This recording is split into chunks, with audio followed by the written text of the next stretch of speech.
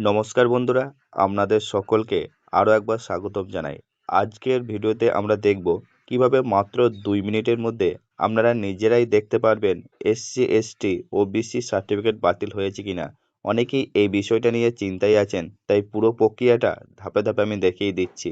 সর্বপ্রথম আপনার মোবাইল বা কম্পিউটার থেকে গুগলটা খুলুন, এরপর সার্চ বক্সে লিখুন অনগ্রসর কল্যাণ gov.in। এরপর সর্বপ্রথম যে ওয়েবসাইট আসবে সেই ওয়েবসাইটে প্রবেশ করবেন।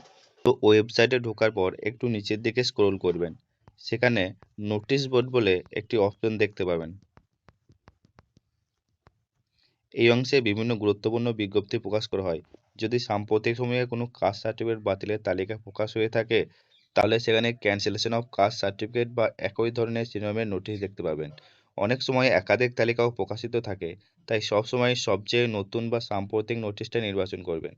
নোটিশে ক্লিক করলে একটি পিডিএফ ফাইল ডাউনলোড হবে। সেই পিডিএফটি খুলে তালিকার মধ্যে নিজের নাম, আবেদন নম্বর ও অন্যান্য তথ্য মিলিয়ে দেখে নিন।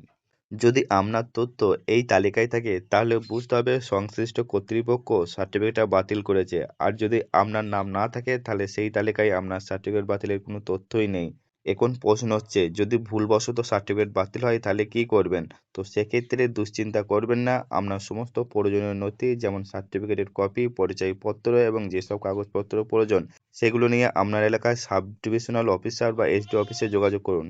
সেখানে backward classes welfare, SC ST OBC সংক্রান্ত দায়িত্বপ্রাপ্ত কর্মকর্তার সঙ্গে কথা বলুন। তারা আপনাকে জানিয়ে দেবেন কোন কারণে সার্টিফিকেট বাতিল হয়েছে। যদি অতিরিক্ত কোনো নথি জমা দিতে বলা হয়, তাহলে নির্ধারিত নথিগুলো জমা দিন। যদি আপনার সার্টিফিকেটটা প্রকৃতপক্ষে বৈধ হয়ে থাকে, তাহলে প্রয়োজনীয় যাচাই বাছাইয়ের পর বিষয়টা সংশোধনের সুযোগ থাকতে পারে, তবে চূড়ান্ত সিদ্ধান্ত সংশ্লিষ্ট দপ্তরে নেবে। বন্ধুরা, এই ভিডিওটা যদি আপনাদের কাজে লাগে, তাহলে অবশ্যই অন্যদের সঙ্গে শেয়ার করবেন, যাতে তারাও সময় মতো নিজেদের সার্টিফিকেটের অবস্থান জানতে পারে। আজকের আপডেট এই পর্যন্তই। সবাই ভালো থাকবেন, সুস্থ থাকবেন। দেখা হবে পরবর্তী ভিডিওতে। ধন্যবাদ।